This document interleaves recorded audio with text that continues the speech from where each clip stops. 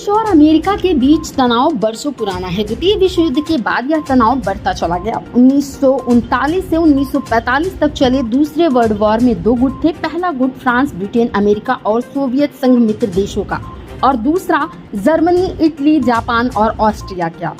हालांकि इस जंग में मित्र देशों की जीत हुई, लेकिन जीत के बाद अमेरिका और सोवियत संघ के बीच दुनिया में अपना वर्चस्व बढ़ाने को लेकर होड़ शुरू हो गई, जो अब तक जारी है। दरअसल करीब 8 दशक पहले रूस को सोवियत संघ के नाम से जाना जाता था।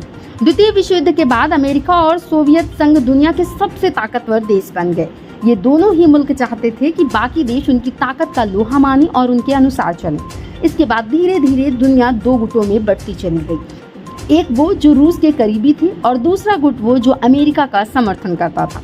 सोवियत संघ के खिलाफ अमेरिका को ब्रिटेन समेत कई देशों का साथ मिला। सोवियत संघ की ताकत का मुकाबला करने के लिए इन देशों ने 1949 में नाटो का गठन किया, तो वहीं सोवियत संघ ने पूर्वी यूरोप के देशों के साथ मिलकर वार्सा समझौता कर लिया।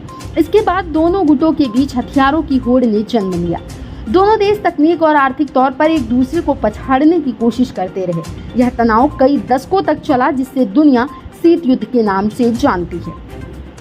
दोनों देशों के बीच तनाव की एक वजह उनकी राजनीतिक विचारधारा को भी माना जाता है। जहां अमेरिका पूंजीवाद का समर्थक रहा है, तो वहीं रूस वामपंथी विचारधारा को मानता है। विचारधारा की इस लड़ाई में इन दोनों देशों ने कई छोटे और गरीब देशों की आड़ लेते रहे, जिससे एक दूसरे के खिलाफ शीत युद्ध में मदद मिल सके। वहीं यूक्रेन के साथ उसके तनाव की मुख्य वजह भी नाटो देशों के साथ यूक्रेन की नजदीकी मानी जाती है। यूक्रेन कभी सोवियत संघ का हिस्सा हुआ करता था। इसकी सीमा रूस से लगती है।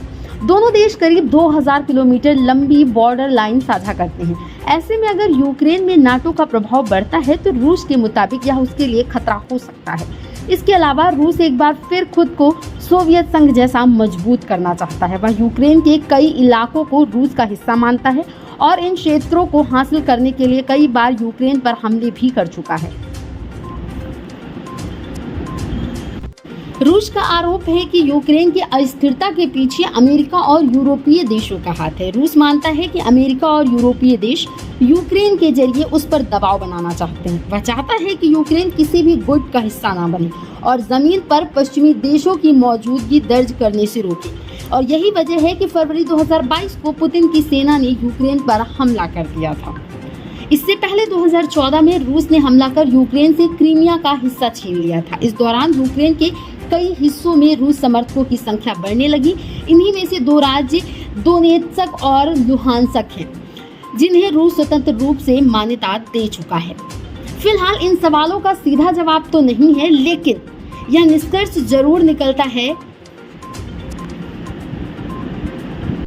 कि यूक्रेन को अमेरिका और पश्चिमी देशों के करीब होने की कीमत चुकानी पड़ रही है, जबकि असल लड़ाई तो रूस और अमेरिका के बीच आज भी अपना दुनिया में वर्चस्व कायम करने की है।